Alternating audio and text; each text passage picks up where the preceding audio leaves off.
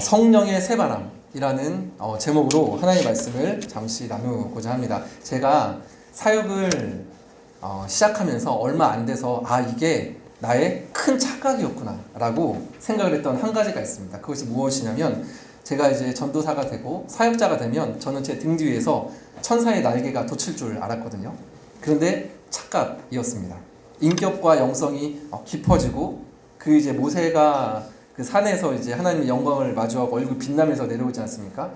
그런 사람이 될 줄 알았거든요. 그런데 큰 착각이었습니다.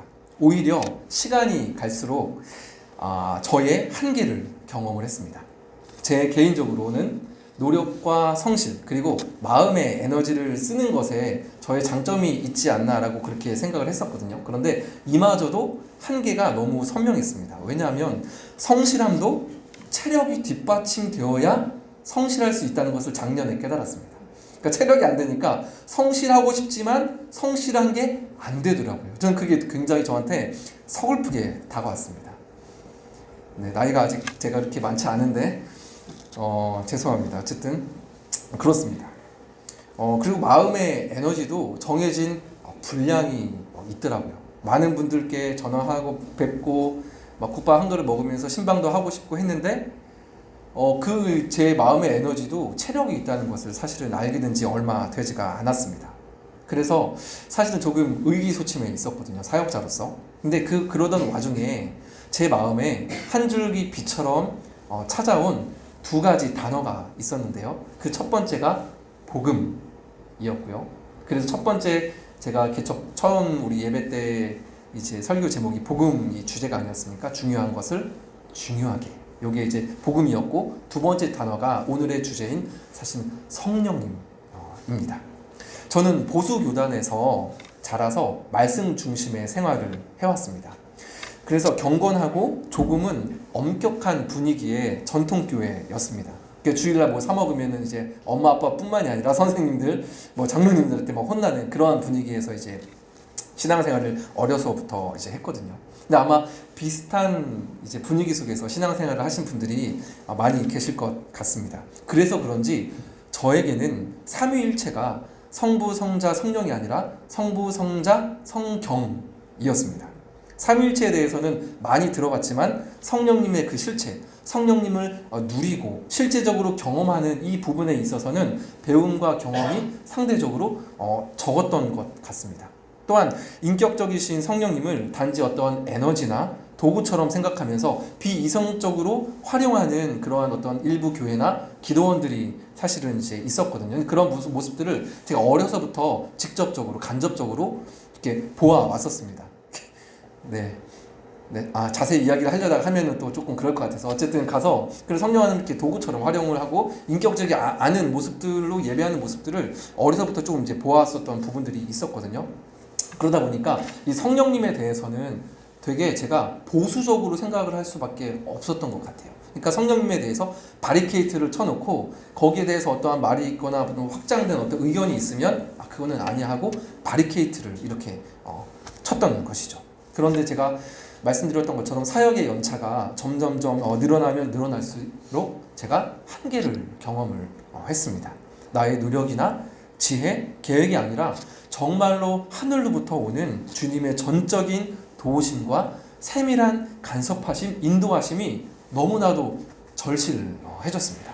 그래서 예수님께서 아마도 제자들 향하여서 고아와 같이 너희를 버려두지 아니하고 너희에게로 다시 오리라 라고 약속을 하셨던 게 아닌가 싶습니다. 이 말씀은 시공간에 한계가 있는 제자들 옆에 있는 임재보다 제자들을 포함한 모든 믿는 자들 안에 있는 성령의 임재가 더 좋다라고 말씀을 하신 거겠죠. 예수님의 승천 이후에 제자들은 너무나도 선명한 한계 상황 가운데 있었습니다. 그러나 오순절 성령님을 경험한 후에 그들은 사도행전이라는 그 성경의 제목처럼 여러 사람들, 여러 지역을 행진하는 그러한 사람들이 되었습니다. 근데 저는 솔직히 되었습니다, 우리도 그럽시다 라고 이렇게 설교를 하고 싶었는데 솔직히 제가 먼저 부담이 됐습니다. 성령 받은 이후에 그 제자들의 액티브하고 막 생동하는 모습이 저와는 조금은 거리가 있는 것처럼 느껴졌고, 그래서 좀 낯설게 보였기 때문에 그렇습니다. 그러나 성령님께서 자신을 남김없이 부어주시겠다라고 약속을 하셨거든요. 남김없이 부어주겠다라고 정확한 단어로 우리에게 약속을 하셨다고 한다면, 저도 그 약속을 믿고 기도하며 찬양 가운데에 마음의 문을 활짝 열고 성령님의 인도하심을 받는다면, 저라고, 우리라고, 여러분들이라고 경험하지 못하리라는 법이 어디 있겠습니까? 그죠? 우리도 가능하다라는 것입니다. 그것이 저의 말이 아니라 하나님의 약속이다라는 것이죠. 하나님의 나라를 위한 성령님의 일하심은 우리의 모든 환경과 조건과 생각들을 뛰어넘어서 역사하신 분이 성령님이신 줄 믿으시기 바랍니다. 오늘 말씀이 그러한 이야기의 시작이 되는 성령 강림에 대한 본문인데요. 한 절 한 절 조금 살펴보면서 우리의 심령에도 오늘 제목처럼 성령님께서 새바람, 프레시한 바람을 불어주시기를 간절히 소망합니다. 2절과 3절을 같이 한번 좀 읽어봤으면 좋겠는데요. 같이 한번 읽어보겠습니다. 시작. 호련히 하늘로부터 급하고 강한 바람 같은 소리가 있어 그들이 앉은 온 집에 가득하며 마치 불의 혀처럼 갈라지는 것들이 그들에게 보여 각 사람 위에 하나씩 임하여 있더니. 아멘. 2절에 보면 호련히 하늘로부터라고 합니다. 그죠? 호련이다라는 말은 영어로 보면 sudden입니다. 갑자기. 그죠? 갑자기 하늘로부터 임하였다라고 하는데, 이 말은 초자연적인 현상 플러스 주권이 우리에게 있는 것이 아니라 누구에게 있습니까? 하나님께 있다라는 것을 보여주죠. 아버지께서 약속하신 것을 기다려라. 이것도 주권이 우리에게 있지 않고 하나님께 있다는 것을 보여주죠. 그래서 그 기다리는 가운데에 갑자기 하늘로부터 임했다. 주권이 우리에게 있지 않다라는 것이죠. 그래서 여러분들이 아마 익히 하는 말씀 중에 요한복음에 보면 이런 말씀이 있죠. 바람이 임의로 불매. 바람이 불고 싶은 대로 분다. 그죠? 네가 그 소리는 들어도 어디서 와서 어디로 가는지 알지 못하나니 성령으로 난 사람도 다 그러하니라. 성령 받아라 한다고 여러분 성령님께서 그 사람에게 임하시겠습니까? 예전에 제가 그 이찬수 목사님 설교를 듣다가 기억이 났었는데, 이찬수 목사님도 이 부분을 이렇게 설명을 하시면서 성령님은 인격체를 가진 분이신데 이찬수 목사님 인격을 갖고 계시지 않습니까? 그러면 이찬수 받아라! 그런다고 이찬수가 글로 이제 가겠냐 하면서 이제 막 설교를 하셨었는데, 그게 제가 너무 웃겨가지고 기억에 남은 기억이 있습니다. 성령님은 인격이시기 때문에 제가 뭐 성령 받아라 한다고 해서 성령님이 그래 알겠다 상태하고 슉 가지고 성령으로 충만하게 임하시는 것이 아니다라는 것입니다. 마술사 시몬도 사도행전에 보면 성령을 돈으로 살려고 하다가 된통 혼나지 않습니까? 날 용서해주세요 그러면서 막 해가지고 다시 또 막 하는 그러한 일들도 있는 것을 아마 기억하고 계실 겁니다. 그런데 성령님은 우리의 마음대로 할 수 있는 분은 아니시지만 인격이시기 때문에 자녀인 우리의 필요를 잘 아뢰고 간구함으로 구하면 주신다고 약속하셨습니다. 누가복음 11장 13절에 보면 너희가 악할지라도 좋은 것을 자식에게 줄 알거든 하물며 너희 하늘 아버지께서 구하는 자에게 성령을 주시지 않겠느냐. 성령을 우리에게 한량없이 부어주시겠다는 것은 하나님의 약속입니다. 간구하면, 물론 동기와 목적을 점검을 해야 되겠지만 간구하면 반드시 주신다고 약속을 하셨습니다. 이어지는 2절과 3절은요, 그 성령님이 이제 임하시는데 성령님의 보이는 임재를 말씀을 하세요. 2절을 잠깐 보면은요, 강한 바람 같은 무엇이 있습니까? 소리가 있어. 그죠? 그들이 앉은 온 집에 가득하며. 3절은 마치 불의 혀처럼 갈라지는 것들이 그들에게 보여입니다. 그죠? 자, 2절을 다시 한번 보면 바람이 아닙니다. 그죠? 강한 바람이라고 우리가 착각할 수도 있고, 애니메이션에 이런 거 보면 막 후 하면서 모자도 막 이렇게 되면서 바람을 부는 것을 보통 묘사가 되는데, 강한 바람이 아니라 바람 같은 소리입니다. 그죠? 소리입니다. 그리고 보이는 불입니다. 그들에게 보여. 그러니까 성령 하나님은 우리의 눈으로 보이는 실체로도 일단 차원의 강림을 하셨을 때에 그렇게 임하셨다는 것입니다. 자, 그런데 공교롭게도 바람과 성령은 그 어원이 동일합니다. 자, 원래 이제 헬라어나 히브리어를 잘 말씀을 안 드리는데 굳이 말씀을 드리면 헬라어로 바람은 푸노에이고 성령은 푸뉴마입니다. 이 어원이 사실은 같거든요. 그리고 구약의 히브리어도 똑같습니다. 하나님의 영은 수면 위에 운행하십니다. 하나님의 영은, 여기서 영이 이제 히브리어로 루아흐라는 단어인데요. 마찬가지로 바람이라는 뜻입니다. 그러니까 하나님의 영과 바람이 동일한 단어다라는 것이죠. 그런데 이 바람은 생명을 불어넣는 창조의 바람입니다. 그러니까 성령은 새 창조의 사역을 우리에게 일으키시는 생명의 바람이다라는 것이죠. 에스겔 37장 5절에 보면은요, 이런 말씀이 있는데 같이 우리가 한번 읽어볼까요? 시작. 주 여호와께서 이 뼈들에게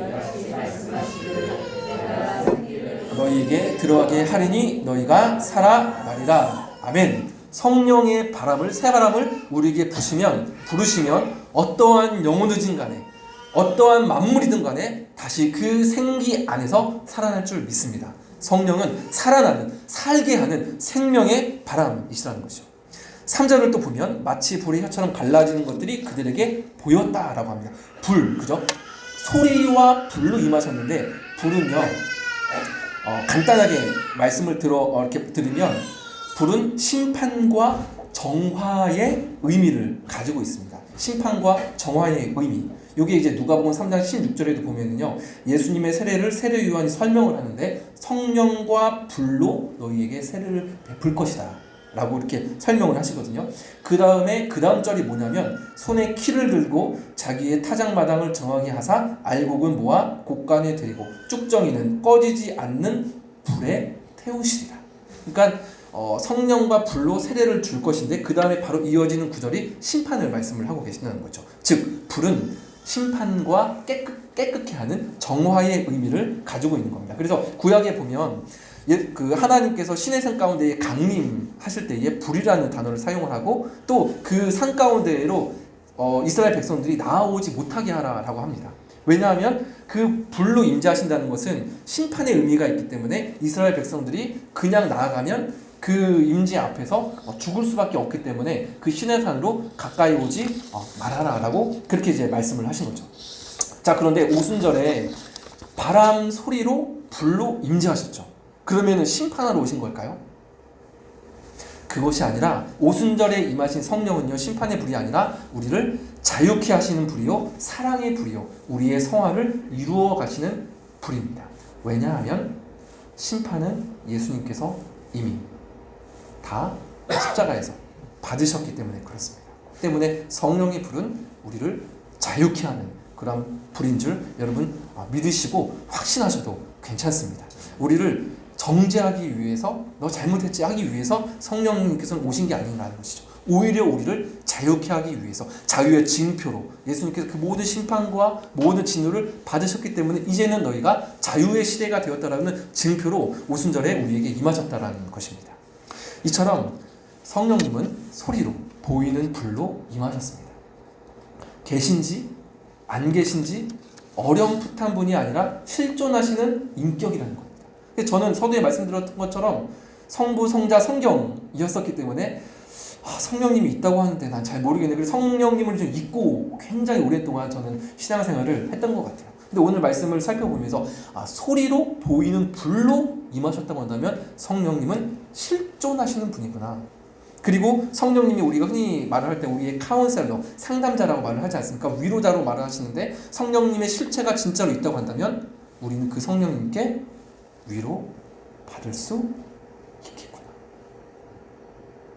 사람은 위로하지 못해도 성령님께 위로받을 수 있겠구나. 그리고 성령님은요, 즉흥적인 부분이 있습니다. 그래서 어떤 감동들을 받을 수도 있어요. 물론 빌립이 에디오피아 내시를 만날 때처럼 거기 말씀에 보면 성령이 빌립더러 이르시되 이 수레로 가까이 나아가라 라고 하시거든요. 근데 물론 이런 직통계시의 시대는 지나갔습니다. 그러나 성령님과 친밀한 관계 가운데 주시는 감동을 주시는 부분들은 여러분 분명히 있습니다. 오늘날에도 있습니다. 저도 정말 굉장히 자세히 말하면 그렇지만 정말 분명하고도 선명하게 한번 경험을 했었던 적이 있었거든요.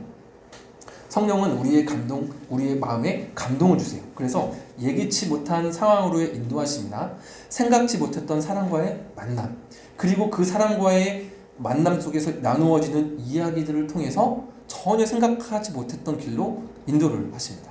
그러면서 나의 삶이 내가 한 번도 생각하지 못했던 영역과 모습으로 확장되어 가는 것이죠. 저는 이 부분을 설교를 준비하면서 생각을 하면서 자유함을 느꼈습니다.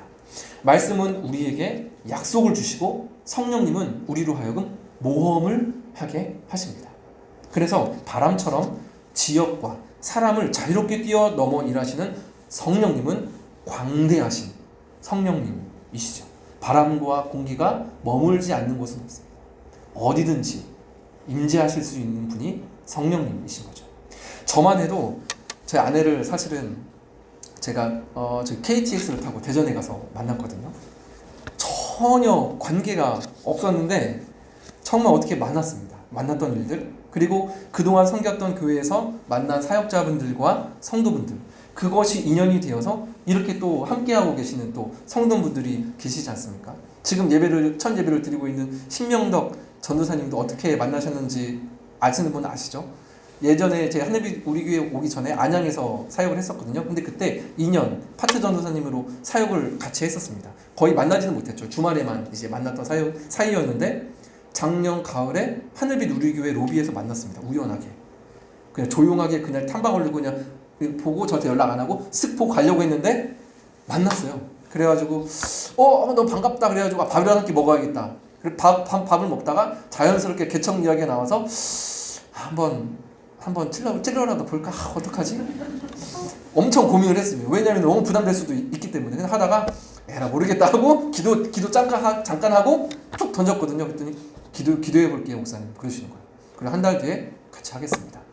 상상도 못했습니다. 개척교회 입장에서는 사역자 한 분과 같이 사역한다는 건 사실은 꿈을 꿀 수도 없거든요. 왜냐면 재정적으로 어렵고 그런 형편 속에서. 근데 정말로 이게 전선생님 만난 게 어떻게 이게 가능했는지 저는 이게 뛰어넘어 역사하시는 성령 하나님의 일하심을 고백할 수밖에 없습니다. 우리가 성령과의 친밀한 가운데에 마음의 문이 활짝 열려 있다면 여러분의 삶과 이 교회를 결코 그냥 두실 수가 없습니다. 여러분 스스로를 제한하지 마시고 말씀 가운데, 기도 가운데 바람이 이렇게 솔솔 불어오는 것 같다 싶으시면 믿음을 가지고 한번 그 바람에 올라타 보시기를 주님의 이름으로 축원합니다. 성령님 임하시자 사람들에게 나타난 현상은요, 방언이었습니다. 다른 지역의 말을 하는 방언이었습니다. 아시는 것처럼 이때의 방언은요, 같은 단어를 반복하는 말이 아니라 타국어였습니다. 그래서 오늘 말씀에도 보면 천하 각국에서 온 유대인들이 자신들의 이 말로 들으니까 깜짝 놀라는 거죠. 그죠? 그런데 제가 본문에서 발견한 한 가지는요, 방언을 들었기 때문에 놀랐던 것이 아닙니다. 진짜 놀랐던 것은요, 더 큰 이유가 있는데 11절, 12절, 13절을 제가 한번 읽어보겠습니다. 그레데인과 아라비아인들이라 우리가 다 우리의 각 언어로 하나님의 큰 일을 말함을 듣는도다 하고 다 놀라며 당황하여 서로 이르되 이 어찌 된 일이냐 하며 또 어떤 이들은 조롱하여 이르되 그들이 새 술에 취하였다 하더라. 11절부터 13절을 제가 읽었는데 여기에서 모였던 사람들이 놀랐던 이유를 하나 발견하셨습니까? 다 우리의 각 언어로 하나님의 큰 일을 말함을 듣는다. 방언 때문에 놀랐던 것이 아니라 하나님의 큰 일, 영어를 보면 wonderful works of God, 맞는지 모르겠지만 하나님의 큰 일을 들었기 때문에 여러분 놀란 겁니다. 만약에 방언 때문에 놀란 것이라고 한다면 13절에 조롱하며 새술에 취하였다라는 말은 맥락에 맞지 않습니다. 다른 지역 말을 했다고 해서 야 너 술 취했다라고 말을 하지 않겠죠. 야 너 어떻게 그렇게 말을 하냐 하겠죠. 근데 술 취했다라는 말은 뭐냐면 하나님의 큰 일, 그 이야기의 내용이 자신들이 듣기에는 전혀 생각지도 못했던 충격적인 이야기, 틀을 완전히 깨는 새로운 이야기를 들었기 때문에 술 취했다라고 이야기를 했던 거죠. 여러분 이게 이해가 되시죠? 저도 나만 이렇게 생각을 한 건가 하고 여러 번 봤거든요. 근데 아무리 생각을 해도 술 취했다고 이야기를 한 것은 전혀 예상치 못했던 이야기를 들었기 때문에 그렇게 말을 한 겁니다. 하나님의 큰일은 지난주에도 제가 잠시 나누었던 것처럼 사도행전의 앞과 뒤에 나오는 하나님의 나라라고 보아도 무방할 겁니다. 그리고 그 하나님의 나라의 주인공, 핵심이 되는 분은 예수님이시죠. 그죠? 가능케 하는 분이 예수님이신데, 그렇다고 한다면 하나님의 큰일은 예수님의 예고와 탄생과 삶, 죽음과 부활, 그리고 다시 오실 예수님에 대한 이야기가 하나님의 큰 일에 대한 내용이 거의 전부일 겁니다. 때문에 5절에도 보면은요, 그때의 경건한 유대인들이 천하 각국으로부터 와서, 그죠? 그때의 경건, 저는 말씀을 읽을 때마다 처음에 왜 문맥이 별로 그렇게 중요한 것 같지 않은 경건한 유대인들이 천하 각국으로, 이 문장이 왜 들어갔을까라고 생각을 했었거든요. 근데 묵상을 하다가 알게 됐습니다. 무엇이냐면 경건한 유대인들, 하나님을 경외한다는 그 유대인들조차 하나님의 큰 일에 충격을 받았던 거죠. 왜냐하면 자신들만이 선민이라, 선택받은 민족이라고 생각을 했는데 그것이 아니었던 겁니다. 2장 21절입니다. 사도행전. 자, 같이 한번 읽어볼까요? 시작. 누구든지 주의 이름을 부르는 자는 구원을 얻으리라. 아멘. 누구든지 주의 이름을 부르는 자는 구원을 얻으리라. 선택받은 민족이라고 했던, 하나님을 경외했던 유대인들이 받았을 충격은 굉장히 컸을 겁니다. 내가 만약에 그러한 비슷한 상황 속에서 입장을 바꿔서 생각을 해보면 이거는 완전히 나의 삶 자체가 부인이 되는 그 정도의 충격으로 유대인들에게는 다가왔을 것이기 때문에 그렇습니다. 근데 여러분, 이 부분을 나에게도 한번 적용을 한번 시켜보시면 어떨까요? 우리도 우리 안에 있는 굉장히 많은 선입견과 다양한 벽들이 생각보다 많습니다. 이미 성령의 은혜를 받아 이곳저곳 막 전도하며 복음을 전했던 베드로도 사도행전 10장에 보면 자신 깊이 있던 선입견이 깨어지는 사건이 나오죠. 환상 가운데에 하나님께서 짐승들을 보자기에다 해가지고 내려오시면서 이것을 먹어라 했더니 베드로가 뭐라 합니까? 나는 거룩한 것을, 일찍이 속된 것이나 거룩한 것을 더 한 번도 먹은 적이 없습니다. 그러니까 하나님께서 뭐라고 하시죠? 내가 거룩하게 한 것을 네가 속되다 말하지 말아라. 우리 안에 있는 익숙함과 선입견은, 쉽게 말을 하면 오늘 제목이 성령의 새바람이잖아요. 거기에 빗대어서 말을 해보면 선입견은요, 정체되어 있는 공기와 같습니다. 공기가 오랜 시간 머물러 있으면 탁해질 수 있고 때로는 악취도 날 수 있겠죠. 그때 필요한 것이 뭘까요? 집에서 고등어 막 굽고 삼겹살 구우면 공기청정기 빨간 색깔로 되고 확 하고 막 돌아가잖아요. 그러면 여러분 뭐 하시죠? 공기청정기만 돌리니까 창문을 열죠. 그러면 밖에서 신선한 바람이 들어와서 냄새를 몰아내고 신선한 바람으로 그 집을 가득 채웁니다. 선입견과 어떤 나의 경험들, 그러한 것들이 정체된 공기와 같을 수 있다는 겁니다. 그럴 때 우리에게 필요한 것이 무엇입니까? 성령의 새바람이다 라는 것입니다. 신앙으로 우리가 시작을 했지만 나의 신념으로 굳어진 것들이 있을 수 있습니다. 신앙생활 가운데 반드시 내가 이것을 무엇을 해야 된다, 이것은 반드시 이렇게 해야 된다, 예배는 이렇게 반드시 드려야 된다, 이런 건 이런 거는 여러분 존재할 수 없습니다. 무엇이든 멈출 수 있고 무엇이든 변화할 수 있습니다. 우리가 드리는 이 예배도 때로는 멈출 수 있습니다. 우리가 드리는 이 예배의 모습들도 변화할 수 있습니다. 예배의 본질은 예배 자체가 아니라 관계이기 때문에 그렇습니다. 하나님과의 관계가 유지가 된다고 한다면 과거에 예를 들어서 코로나와 같은 어떤 비상시국에는 우리가 모여서 드리는 예배를 멈출 수 있다는 것입니다. 그것을 멈춘다고 해서 우리에게 어떤 일이 생기거나 하나님의 진노가 임하거나 그런 것은 결코 아니다라는 겁니다. 무엇이든 우리는 시작을 할 수도 있지만 멈출 수 있는 자유도 있고 변화할 수 있는 자유도 있다는 것입니다. 기독교 역사 가운데 수많은 멈춤과 변화들이 있어왔기 때문에 오늘날 우리가 지금 드리는 예배의 모습이 되었다는 것이죠. 지금의 모습을 과거 100년 전, 200년 전에 사람들이 보여주면 막 깜짝 놀라면서 뒤집어지시는 그러한 믿음의 선조분들도 분명 있을 겁니다. 그런 수많은 변화와 멈춤들이 오늘날에 우리가 드리는 이러한 예배의 모습들도 만들었다는 것이죠. 자, 어쨌든 유대인들은 충격을 받아서 혼란스러웠지만 또 다른 무리들은요, 그와 반대였습니다. 이방인들, 각 지역에서 올라온 이방인들은요, 반대로 충격이 아니라, 충격도 있었겠죠. 근데 놀라움과 기대와 설레임으로 차는 그러한 충격을 받았을 거예요. 눈으로 한번 보실까요? 10절에 보시면 여러 지방에 사는 사람들과, 여러 지방에 사는 사람들과 로마로부터 온 나그네, 곧 유대인과 유대의 교회에 들어온 사람들과, 그러니까 전통 유대인들 뿐만이 아니라 유대인들이 아닌, 그러니까 이방인으로부터 유대교회에 입교한 사람들, 그죠?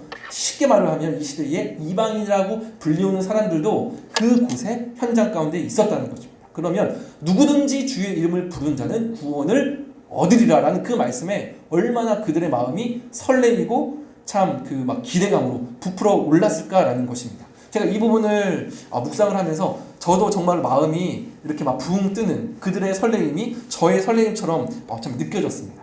아, 성령님은 당신의 자녀들에게 소망을 주시고 소망 가운데 꿈을 꾸게 하시는구나. 이것을 저도 느끼면서 설레임 가운데에 쓰던 펜을 내려놓고 짧지만 설교 준비하고 있었기 때문에 길게 기도는 못했고 짧지만 간절함과 설레임으로 하나님께 기도했습니다. 성령님, 나에게도 우리에게도 성령을 한량없이 부어 주시옵소서. 당신이 주시는 소망으로 가득 찬 성도분들, 이루실 꿈으로 설레이는 교회 되게 하여 주시옵소서. 그래서 그 힘을 가지고 또 나머지 설교 준비를 막 했었습니다.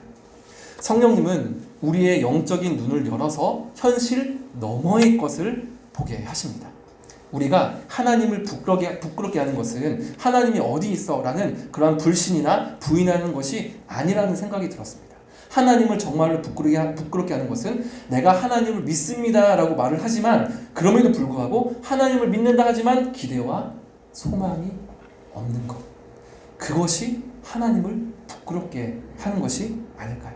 제가 제 딸들이 저를 보면서 아무런 기대와 소망이 없다고 저한테 아무것도 요구하지 않고 하면 제가 뭐가 되겠습니까? 그죠? 기대와 소망이 있어야 저도 막 힘을 가지고 또 막 먹을 것도 사주고 뭐도 사주고 막 앞일을 또 알려주고 이번 주에 사실 어디 좀 놀러 가려고 하거든요. 한 몇 달 동안 어디를 못 가가지고 아이들이랑 따뜻한 물이 있는 수영장을 좀 가려고 합니다. 그 미리 예고를 했죠. 아이들은 마음의 기대감으로 부풀어 있습니다. 어쨌든 기대와 소망을 우리가 가져야 된다는 겁니다. 그 소망과 기대는요, 여러분, 그냥 여러분 한번 점검해 보십시오. 내 안에는 그런 하나님으로부터 오는 기대와 소망이 내 안에, 하나님의 일하심을, 나의 삶 가운데 역사하시는 하나님을 기대함이 과연 나에게 있는가? 이것이 사실은 여러분 포인트일 수 있습니다. 소망과 기대는 남녀노소 여기에 별로 얽매일 수가 없습니다. 왜냐하면 이 또한 하나님의 약속이기 때문에 그렇습니다. 우리 사도행전 2장 16절, 17절, 제가 16절 읽고 17절 여러분들이 한번 읽어주시면 좋겠는데요. 제가 먼저 16절 읽겠습니다. 이는 곧 선지자 요엘을 통하여 말씀하신 것이니 일러스되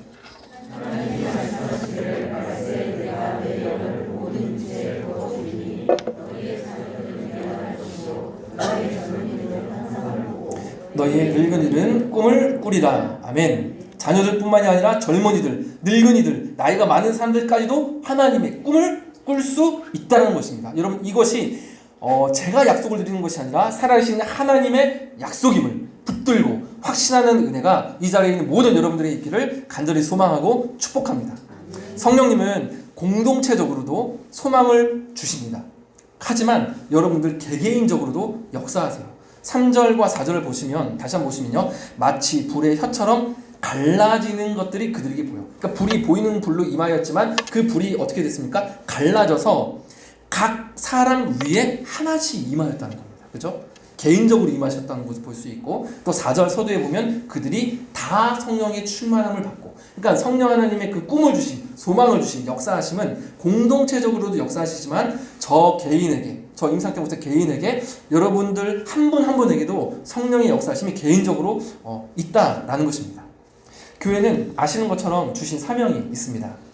예수 그리스도 복음의 능력을 힘입어 사람을 세우는 교회. 이것이 하나님께서 저희가 공동체 가운데 주신 비전이죠. 이 비전은 지난주 금요일부터 기도 모임을 시작했는데 그 기도 모임을 통하여서 조금 더 구체적으로 그리고 그렇게 깊이 세워져 가게 될 것입니다. 그렇다면 여러분 각 개인은 여러분들은 나는 어떻게 하나님의 꿈을 이룰 수 있을까요? 하나님의 소망을 품고 살아간다는 것은 무엇일까요? 이 부분이 사실 제가 좀 고민이 되었었는데 예전에 들었던 설교를 다시 한번 찾아봤습니다. 높은 뜻 숭의교회를 담임하셨던 김동호 목사님께서 설교 중에 이러한 이야기를 하셨어요. 제가 한번 읽어드릴게요. 들어보십시오. 하나님께서 꾸게 하시는 꿈은 무엇이 되고 무엇을 이루는 꿈이 아니었다.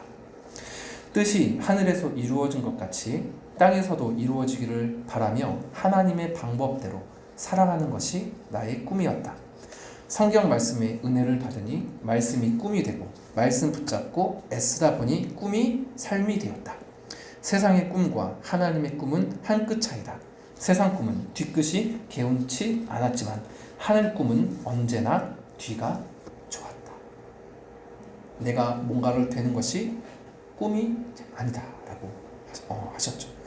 그러면서 그 김동호 목사님 자신의 꿈은 정상에 머무르거나 그 정상에서 다시 한번 올라가는 것이 자신의 꿈이 아니라 잘 내려가는 것이 나의 꿈이다 라고 말씀을 하시더라고요.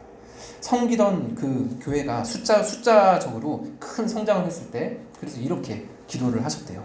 하나님, 교회가 1000명씩 분립이 되려면 저 목사님이라면 따라갈 수 있어야 되겠다라는 그런 목사님이 4명이 있어야 될 것 같습니다. 1000명 정도의 성도를 빼앗아 갈 수 있는, 정확히 이렇게 말씀을 하시더라고요.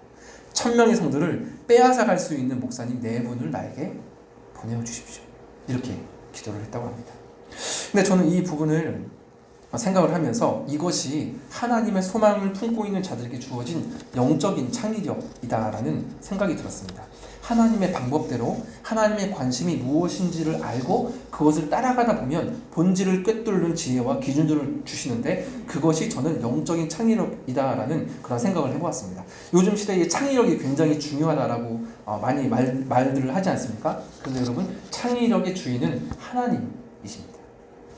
하나님은 만물을 창조하신 크리에이터, 발음이 조금 이상했는데 크리에이터이시기 때문에 그렇습니다. 어떤 사물과 현상, 일들과 아름다움의 본질을 꿰뚫는 지혜는 하나님께로부터 옵니다. 저는 사진을 배우지 않았거든요. 아무도 저를 사진을 가르쳐준 사람이 없었습니다. 그런데 사진과 관련하여 여러 가지 경력들을 쌓을 수 있었던 이유는 사람이라는 사람에게 초점을 맞추는 저만의 영적인 관점이 있었기 때문입니다. 그 관점이 사진 속 사람들을 더 돋보이게 했고 그들의 형편과 마음을 사진 속에서 더 드러내어 보여주었습니다. 그러다 보니까 인정을 받게 되었고 그것이 저의 이력이 되었습니다. 그래서 제가 촬영한 사진들, 이렇게 상을 탄 사진들을 보면은요, 다 사람이 주인공입니다.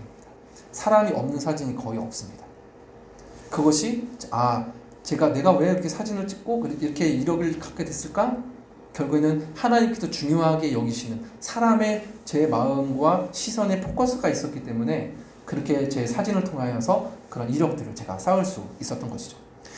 가인지 컨설팅 그룹이라는 회사가 있습니다. 저게 이제 가인지 컨설팅 그룹의 직원들의 이제 단체 사진인데요. 모든 멤버들이 기독교인이고 매주 예배를 드린다고 합니다. 그래서인지 제가 이분의 가인지에 대한 어떤 포스팅 글을 페이스북에서 읽고 들어가서 블로그랑 홈페이지랑 다 살펴봤거든요.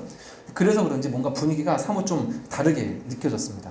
그들의 소개를 보면요, 비즈니스는 사랑이다 라는 사명을 가지고 컨설팅과 교육을 통해 경영자를 돕고 있습니다.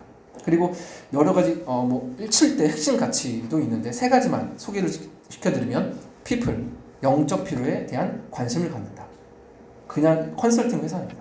근데 영적 필요에 대한 관심을 갖는다. love, 과정을 통한 사랑을 실천한다. value, 돈이 아닌 가치를 추구한다.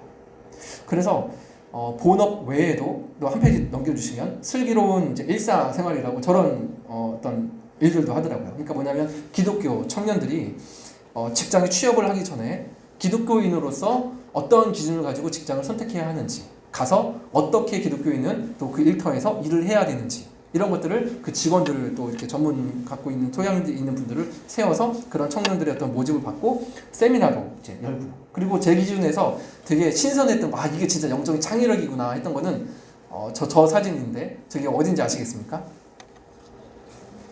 지하철입니다. 근데 지하철 광고판에 직원들 생일 축하를 낸 겁니다.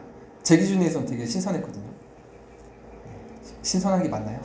저기 그래서 보면 저기에 이제 사진에 이름이 있고 몇 월 며칠 생일 축하합니다 이렇게 메시지가 이제 있는 거죠. 그래서 직원들이 보니까 저 앞에서 이제 셀카를 찍기도 하고 그렇게 하더라고요. 근데 이것을 이런 생각들을 어떻게 하게 됐을까? 결국에는 뭐 제가 가졌던 사람의 초점을 맞추니까 그런 창의력들이 그죠? 그렇게 생긴다라는 것이죠. 나중에 좀 자료를 좀 더 찾아봤더니 기독교적 경영을 보급을 하고자 하는 소망을 가지고 이 대표분이 사실 이제 이랜드에 근무를 하셨던 분인데 그런 기독교적 가치관이 기업들에 좀 있었으면 좋겠다라는 소망을 가지고 이런 컨설팅 회사를 시작을 하셨다고 합니다. 아마 이 회사가 처음 시작했을 때에 주위에서 비우는 사람들도 있었을지도 모릅니다. 각자 도생의 시대에 저런 물렁물렁한 가치들로 도대체 뭐를 한다는 것이지 비웃을 수도 있었겠죠. 마치 오늘 말씀에서처럼 술 취해서 저런 이야기 하는 거 아니야? 라고 조롱했을 수도 있습니다. 그런데 여러분 한번 생각해 보십시오. 뭐냐면 예측 가능하다고 한다면 세상 사람들도 모두 동의하는 소망이다라고 한다면 그것이 성령님께서 주신 소망일 수 있을까요? 내가 예측이 가능하다면 믿지 않는 사람들 야 그거 좋다 라고 동의한다면 그것은 성령 하나님께서 주신 소망일 수 없습니다. 많은 사람들이 예측 가능한 안정적인 삶을 원합니다. 저도 사실 그렇습니다. 그런데 조금씩 자꾸 저한테 하나님께서 모험을 떠나라고 말씀을 하시는 것 같습니다. 이미 사실은 모험을 하고 있는 것 같거든요. 그래서 저희 아내랑 이야기하면 오빠 우리는 이미 모험을 떠났어. 자기 기준에서 이미 모험을 떠났대요. 근데 저는 아직은 잘 모르겠는데 이미 모험을 떠났다고 하니까 모험을 떠났나 보죠. 근데 자꾸 더 계속 모험을 떠나라고 저를 촉구를 하시는 것 같아요. 계속 바람을 저에게 부십니다. 여러분들에게 혹시 여러분의 코와 귀에 바람 냄새와 바람 소리가 나신다면 그 바람에 여러분의 몸을 한번 맡겨보시면 좋겠습니다. 성령님은 광대하신 분이신데 성령의 바람으로 여러분들을 어느 곳에 어떠한 사람과 어떠한 하나님의 일과 연결시켜 주실지 아무도 예측할 수 없다라는 것입니다. 베드로처럼 물 위를 걸으려면 배 밖으로 뛰어내려야 그래야 예수님께로 갈 수 있죠. 성령님과 동행하려면 불어주시는 말씀의 바람, 기도의 바람, 찬양의 바람에 여러분의 몸을 맡기셔야 합니다. 말씀을 정리하려고 하는데요. 바람과 불로 임하신 성령님은 만물에 우리의 심령에 생명을 충만히 공급하시는 하나님이십니다. 성령님은 우리에게 하나님 나라의 소망과 꿈을 주십니다. 이것은 하나님의 약속입니다. 소망이 있는 자는 상황에 갇히지 않습니다. 소망이 있는 자는 편견에 갇히지 않습니다. 소망이 있는 자는 신념에 갇히지 않습니다. 소망이 있는 자는 과거에 갇히지 않습니다. 소망이 있는 자는 타인의 말에 갇히지 않습니다. 소망이 있는 자는 내 생각과 내 판단의 감정에 갇히지 않습니다. 성령님은 바람처럼 한계를 넘어 자유롭게 일하시는 분이시기 때문에 그렇습니다.